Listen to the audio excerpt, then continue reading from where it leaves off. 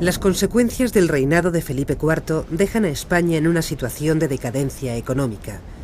El alto coste de las guerras en Europa y en la misma península ha vaciado las arcas de la hacienda pública. En este escenario, su hijo Carlos II hereda el trono con tan solo 4 años. El niño crece enfermizo, con graves problemas físicos. Su educación es insuficiente para tratarse de un rey. De carácter introvertido, desarrolla una desconfianza en sí mismo que le impide gobernar.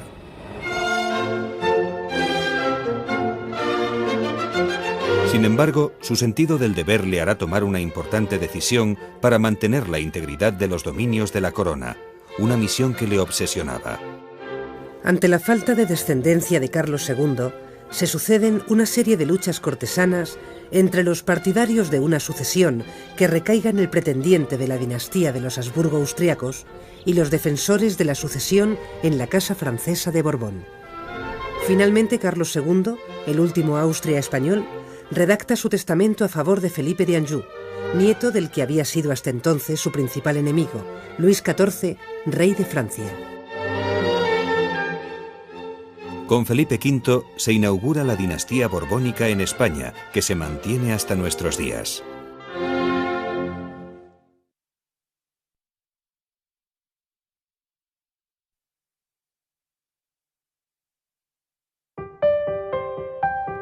Hasta que el rey Carlos alcance la mayoría de edad a los 14 años, su madre Mariana asume la regencia de la monarquía española.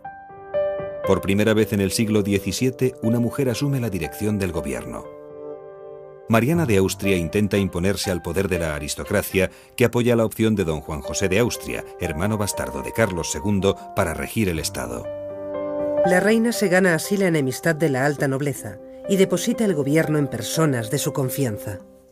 ¿Quiénes rodean a la reina en su vida diaria, desde que se despierta hasta que se acuesta, a lo largo de mientras va a la capilla, mientras está comiendo, etcétera? La rodean mujeres, que son las damas de honor, la camarera mayor, etcétera. Entonces, esas mujeres no pueden ejercer el puesto de primer ministro, porque la sociedad excluye a las mujeres del alto mando político. Entonces, tiene que confiar el poder a un hombre, pero en su entorno cotidiano íntimo no hay hombres. ¿Cuál es el único hombre que encuentra? Su confesor. El confesor con el que habla en alemán, el confesor austriaco que ha venido desde Viena con ella en 1649, que es Juan Everardo Nitar. Sin embargo, este extranjero no es popular, y los grandes de España comienzan una campaña para destituirle. La reina confía entonces las tareas de gobierno a Fernando de Valenzuela, un joven hidalgo de familia andaluza. La nobleza considera un insulto la política de la regente y pretende poner fin a la situación. Por este motivo, don Juan José, a quien se había mantenido alejado de la corte, otorgándole cargos en la corona de Aragón, marcha sobre Madrid acompañado de un ejército de más de 10.000 soldados y se impone en la corte. Hermanastro del rey, don Juan José es el único hijo ilegítimo reconocido por Felipe IV. Fruto de su relación con una actriz, el joven recibe una esmerada educación. Sensible al arte y a la música, muestra facilidad en las dotes de mando. Parece el candidato perfecto para sustituir a los favoritos de la reina regente. Una brillante carrera política y militar le avala. Conoce bien los territorios españoles y a los gobernadores y virreyes de los mismos. Durante su breve mandato de tan solo 3 años, inicia una serie de cambios y reformas políticas de carácter autoritario. Sus proyectos principales son acabar con la corrupción y estimular el comercio. Ordena una serie de inspecciones a todos los territorios de la monarquía, envía unos comisarios políticos que controlan lo que están haciendo los ministros en la esfera local, toma decisiones importantes con respecto a todos los territorios, desde las Indias hasta Flandes y hasta el conjunto de las posesiones italianas, pero todas estas reformas provocan malestar. Tras su muerte, la aristocracia toma las riendas de la monarquía. La alta nobleza se sucede en los más altos cargos de gobierno. Primero, el duque de Medinaceli y más tarde el de Oropesa van a ocupar la vida política española en los últimos años del siglo XVII. Las reformas monetarias y fiscales de estos años sientan las bases del saneamiento monetario de la monarquía, un elemento de primera importancia en la recuperación económica general.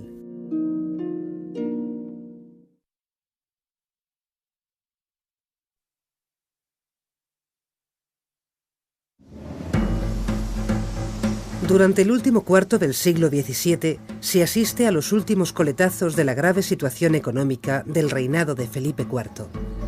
Permanece la crisis monetaria del vellón, a la que se unen los desastres climatológicos que provocan malas cosechas y los últimos brotes epidémicos, sobre todo en Levante y Andalucía. En todo el año 1683, hasta fines de noviembre, no se vio la menor lluvia. La tierra de casi toda Andalucía se secó. Los frutos se quemaron, los árboles ardían, los granos se fueron a mendigar a otras provincias. Encarecióse el pan y por su carestía murieron muchos. Las prioridades políticas se centran en revitalizar la economía y aplicar reformas administrativas y eclesiásticas. Mientras, bajo este clima de marasmo económico, la intolerancia religiosa y la represión social ejercidas por la Inquisición siguen muy presentes. En 1680, el centro de Madrid va a ser escenario del juicio de 118 reos en el último gran auto de fe realizado por el Tribunal de la Inquisición. El castigo es para todos los condenados, incluso para los fugitivos o los ya muertos. 84 visten con los hábitos en función de su pecado. Hechiceros, sacerdotes casados, embusteros o hipócritas. 34 son huidos, así que una estatua le representa en el juicio. La desastrosa situación lleva a arbitrar medidas de austeridad en los gastos cortesanos y del gobierno. En los años 80, finalmente, se logra una estabilización monetaria que permite superar la ya secular maldición del vellón y establecer los cimientos para una relativa recuperación de la riqueza económica. En las últimas décadas del siglo XVII se inicia una tímida recuperación económica mucho más potente en la periferia que en el interior. El repunte se produce sobre todo en la cornisa cantábrica, el País Vasco y Cataluña. Se crean juntas de comercio para potenciar las manufacturas y las transacciones ultramarinas. Aumenta la venta de títulos nobiliarios y muchos mercaderes y financieros adquieren la condición de aristócratas. Por el contrario, en Castilla, el proceso de recuperación es muy lento o casi nulo. La agricultura es de subsistencia y la industria cuenta con pocas posibilidades comerciales.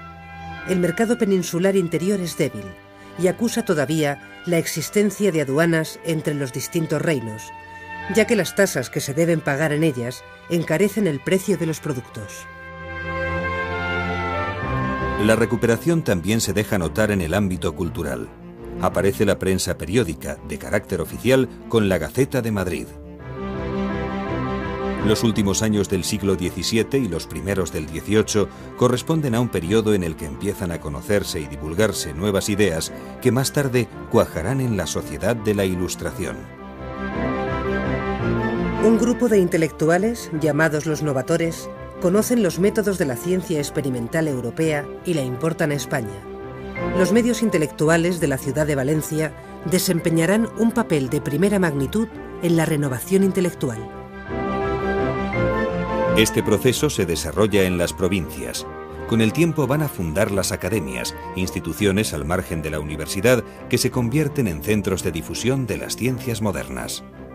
Estos novatores, sobre todo, se desarrollan fuera de la corte y lo que hacen es traducir, difundir las nuevas teorías científicas, por ejemplo, en el ámbito de la medicina o también de las ciencias exactas, de la astronomía, aportar lo que se había descubierto en las décadas anteriores en otras áreas de Europa y romper con una universidad demasiado rígida que sigue unas enseñanzas tradicionales y que sigue anquilosada en el pasado. Son el germen de una renovación científica que se realizará en España durante el siglo XVIII. En este ambiente de preilustración, el gallego Benito Feijóo publicará en el Teatro Crítico Universal un ensayo con la intención de acabar con la ignorancia popular, basada en la tradición y en las supersticiones del pueblo. Rara presunción la del hombre, querer averiguar lo que está por venir. Pestañea en lo pasado, anda a tientas en lo presente y juzga tener ojos para lo futuro. Miéntenle las historias en lo que fue, los sentidos en lo que es, y cree a vanos sueños en lo que será. Esta extravagancia del entendimiento nace del desorden de la voluntad.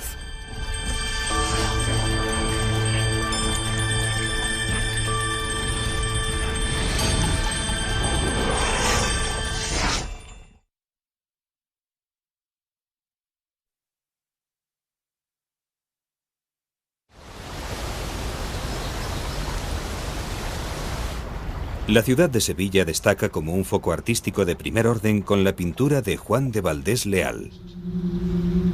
En su obra Jeroglíficos de las postrimerías, plasma la brevedad de la vida simbolizada en la vela y el triunfo absoluto de la muerte. Todos los objetos dibujados representan la vanidad de los placeres y las glorias terrenales que no escapan del yugo de la muerte.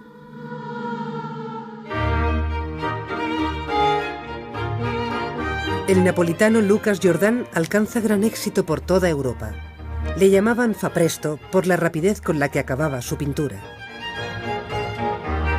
En España decora las estancias del Escorial, de la Catedral de Toledo y la iglesia de San Antonio de los Alemanes.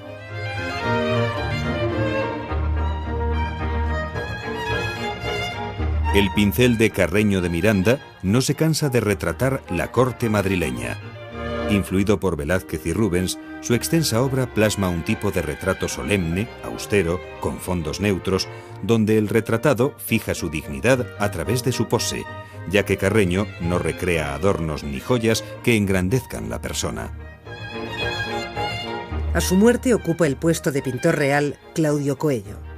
Formado en Italia, realiza una de las joyas del barroco ilusionista, la Adoración de la Sagrada Forma, en el que representa a un monarca rodeado por miembros de su corte. En cuanto a los espectáculos populares, la ciudad madrileña se convierte en bullicio cuando la Casa Real organiza una corrida de toros. Las fiestas taurinas se celebran con todo lujo y esplendor, sobre todo cuando tienen lugar en la Plaza Mayor. El día de la corrida es uno de los más festivos. Todos se afanan por acudir a la plaza por cualquier medio. Es frecuente el derrumbamiento de tablados ante la cantidad de personas que concurren en el espectáculo. Exigen una rigurosa etiqueta en la que todo está previsto. Quién puede usar sombrero y vara, coche o caballo, o quiénes entran antes o después. El balcón del rey es dorado y está cubierto con dosel. La reina cuenta con otro para ver la corrida con el valido y acompañada de sus damas. El origen del toreo hay que buscarlo en los tiempos de los romanos como espectáculo circense o incluso en los pueblos celtíberos como sacrificio a los dioses. Solo en tiempos de los musulmanes se prohibieron por considerarlo un espectáculo abominable. En la Edad Media se retoma como un deporte entre los nobles. El toreo, tal y como lo conocemos hoy, comienza en el siglo XVIII, cuando la nobleza baja del caballo y la plebe torea a pie mostrando destreza y valor. Esta tradición ancestral ha sobrevivido como forma de arte y espectáculo, y hoy en día cuenta con numerosos aficionados.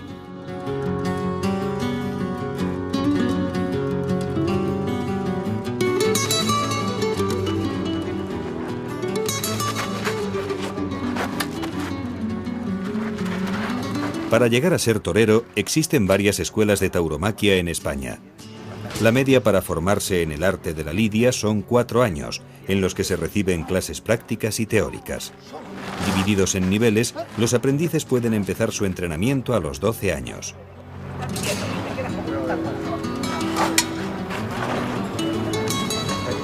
La primera lección consiste en instruirse en el manejo del capote y la muleta. Se echa la mano para abajo y se da el lance. Y se vuelve otra vez el capote a la primera posición de capote. Si viene el toro, lance, otra vez primera posición. El lance natural es el pase de muleta más sencillo. El entrenamiento se realiza con carretas que tienen pitones falsos. También se aprende a poner banderillas, a dar pases de pecho y a entrar a matar.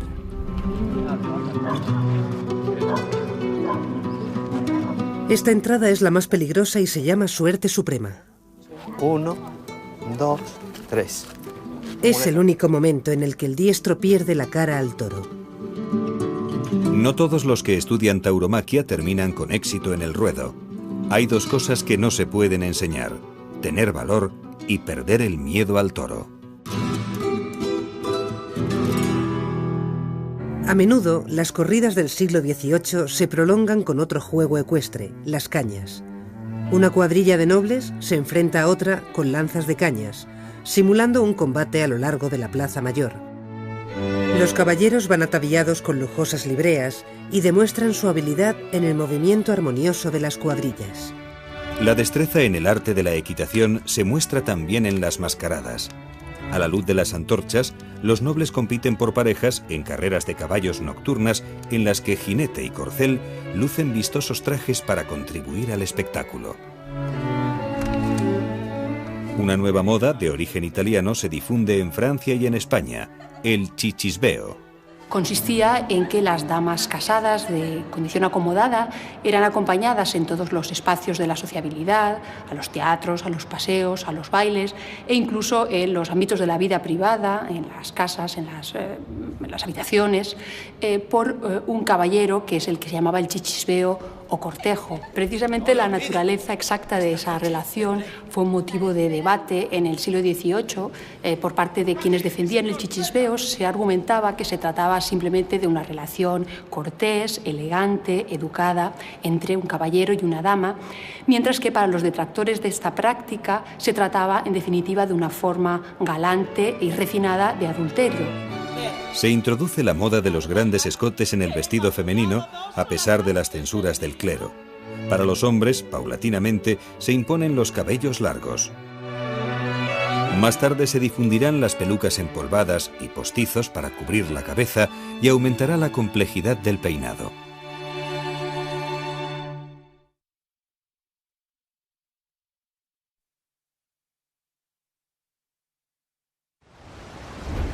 Declaro ser mi sucesor el duque de Anjou, hijo segundo del Delfín, y como tal le llamo a la sucesión de todos mis reinos y dominios, y porque es mi intención y conviene así a la paz de la cristiandad y de la Europa toda, y a la tranquilidad de estos mis reinos.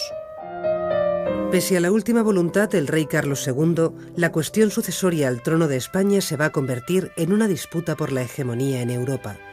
Las potencias ambicionan los territorios de la monarquía española, sobre todo los americanos por la riqueza que genera su comercio y también los dominios italianos y los Países Bajos. No obstante, Felipe de Anjou, nieto de Luis XIV de Francia, se convierte en el primer Borbón que reina en territorios españoles, al aceptar las condiciones del testamento de Carlos II. En los distintos territorios de la monarquía, lo que preocupa es dar el territorio, dar la corona a un rey que no sea capaz de defenderla militarmente. Esa opción era la opción de la Casa de Austria en principio. En cambio, Luis XIV, con el ejército más poderoso de su tiempo, con unos 300-400.000 soldados, estaba en condiciones de garantizar la integridad de esa monarquía. La condición del testamento, el testamento que firma Carlos II en su lecho de muerte, es que el duque de Anjou, el nieto de Luis XIV, recibirá el conjunto de la monarquía, pero solo si mantiene, si preserva todos los territorios que forman parte de ella. Felipe V entra en Madrid sin ninguna oposición. Durante los primeros años de su gobierno convoca cortes en Cataluña y respeta la autonomía legal de los reinos de la Corona de Aragón. Pero el temor a que el monarca Borbón tome el camino absolutista de su abuelo francés va a dar un giro a la situación, provocando los primeros desacuerdos internos. Inglaterra, Austria y los Países Bajos protestantes se unen contra Francia para intentar imponer su candidato al trono español, el archiduque Carlos de Austria, hijo del emperador Leopoldo I. Completarán esta coalición Portugal, Saboya y Prusia. En España la opinión se divide.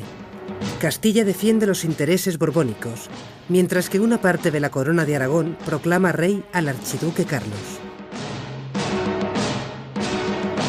Pero la guerra de sucesión no solo tiene por escenario la península ibérica.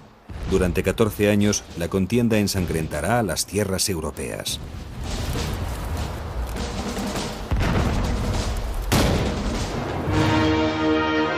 Austria conquista la Italia española y en la fase inicial de la guerra, Portugal dirige un ejército aliado que domina fugazmente Madrid.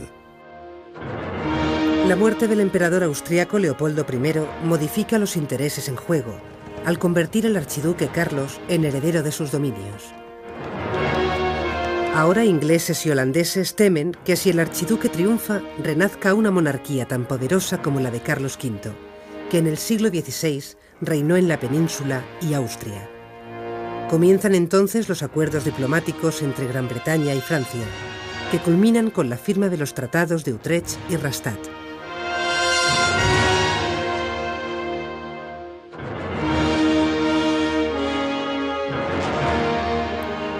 Felipe V pone en marcha un ambicioso proyecto político para reorganizar la administración. El monarca instaura el absolutismo político en España. Suprime los fueros de Aragón y Valencia y con el decreto de la nueva planta pone fin a los fueros de Cataluña. Siguen vigentes los del País Vasco y Navarra. Por primera vez convierte a España en una corona unida políticamente. Sobre esta unidad asienta las bases de una nueva administración. Suprime las cortes de los distintos reinos, excepto las Cortes de Castilla, con representantes de todos los territorios de la monarquía. Desaparecen los virreyes y se crea la figura de los intendentes. En general trata de imponer el modelo castellano de administración e introduce nuevos mecanismos fiscales, como sucede en los reinos de la Corona de Aragón, donde establece el catastro en Cataluña, el equivalente en Valencia y la única contribución en Aragón. Margina el antiguo sistema de consejos de los Habsburgo y crea una burocracia más ejecutiva a través de las secretarías de despacho. Desplaza a los grandes de la dirección política y coloca a hidalgos, nobles más humildes, en los nuevos puestos de gobierno. Se impulsa una labor, digamos una monarquía de un perfil distinto al anterior. Una monarquía mucho más ejecutiva, mucho más administrativa, no tan respetuosa de la legalidad, como era a través de la opción de los consejos y de los letrados, ni tan respetuosa de los privilegios de la aristocracia y del alto clero. Hay un nuevo perfil, hay una nueva forma de actuar que será la que desarrollan las secretarías, que son los precedentes, salvando las distancias de los ministerios actuales. Las consecuencias de la Guerra de Sucesión cambian una vez más el mapa político internacional. España pierde sus posesiones europeas. Austria recibe los Países Bajos, Nápoles y Milán. Inglaterra gana Gibraltar y Menorca. España mantiene su imperio americano, pero se ve obligada a otorgar a Gran Bretaña un cierto margen de libertad de comercio con las Indias y el llamado asiento de negros, el monopolio de la trata de esclavos en las colonias. Por entonces América ha diversificado su economía y fomenta los cultivos de exportación como el tabaco o el cacao. Primero en forma de rapé y luego en hoja, el tabaco se introduce entre los círculos privilegiados. En España y en toda Europa también se pone de moda el chocolate. El proceso de elaboración del dulce comienza por trocear la cobertura del chocolate, compuesta por cacao, azúcar, manteca de cacao y un porcentaje del 3% de frutos secos. Después se pone al baño María a fuego lento para fundirlo y se retira cuando se consigue una textura cremosa. El siguiente paso es reducir la temperatura del chocolate, preferentemente sobre una superficie de mármol. Desde los 40 grados que ha alcanzado sobre el fogón, se enfría hasta los 35 o 36 grados, que es la temperatura ideal para moldear el chocolate sin que pierda el brillo. A este proceso se le llama atemperar. Las trufas son uno de los productos más deliciosos que existen elaborados con chocolate. A una masa realizada con nata, azúcar, mantequilla y coñac se le añade una cobertura de chocolate para su presentación final.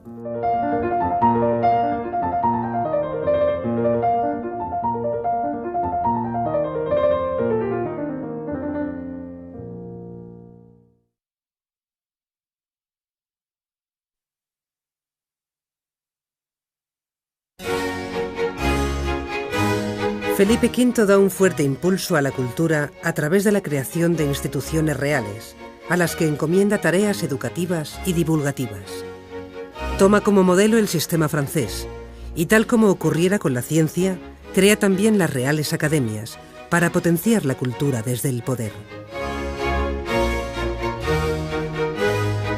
Con el fin de proteger y velar por el castellano, se funda la Real Academia Española. Después, con la Real Academia de la Historia, se buscará crear una identidad nacional a través de una visión común del pasado de España. Del mismo modo, la Academia de las Bellas Artes de San Fernando englobará todos los asuntos artísticos. La Biblioteca Real se funda con el objetivo de fomentar el estudio y la lectura entre los súbditos. Será el germen de la Biblioteca Nacional actual. El papel de la mujer gana terreno en el ámbito de lo privado. Las mujeres acceden al mundo cultural a través de las tertulias de salón como anfitrionas de las reuniones entre intelectuales. El florecimiento de los salones es una costumbre muy característica del siglo XVIII en España, como también en el resto de Europa. En España, con mucha frecuencia recibieron el nombre de tertulias más que de salones. Eran reuniones de literatos y aristócratas donde se discutía, se conversaba, se trataba socialmente y en ellos desempeñaban con mucha frecuencia un papel central como anfitrionas y animadoras damas aristocráticas. Felipe V se gana durante la Guerra de Sucesión el sobrenombre del Animoso, aunque no tarda mucho tiempo en revelar un carácter tendente a la melancolía. Pasa momentos de gran dinamismo y empuje que van seguidos de otros en los que se despreocupa por las labores de gobierno. Toda la corte, todos los grandes. Nadie me quiere. Quiero retirarme. En uno de sus estados depresivos abdica en su hijo Luis, y el monarca se retira al Real Sitio de la Granja. Felipe V, que no soporta los calurosos veranos madrileños, se enamora del paraje natural que rodea a una pequeña ermita dedicada a San Ildefonso. Adquiere los terrenos y dedica los siguientes 20 años de su vida a engrandecer el palacio y los jardines, decorados con esculturas, fuentes y bosques. Sin embargo, Luis I fallece tras 6 meses de reinado y su padre, Felipe V, vuelve al trono.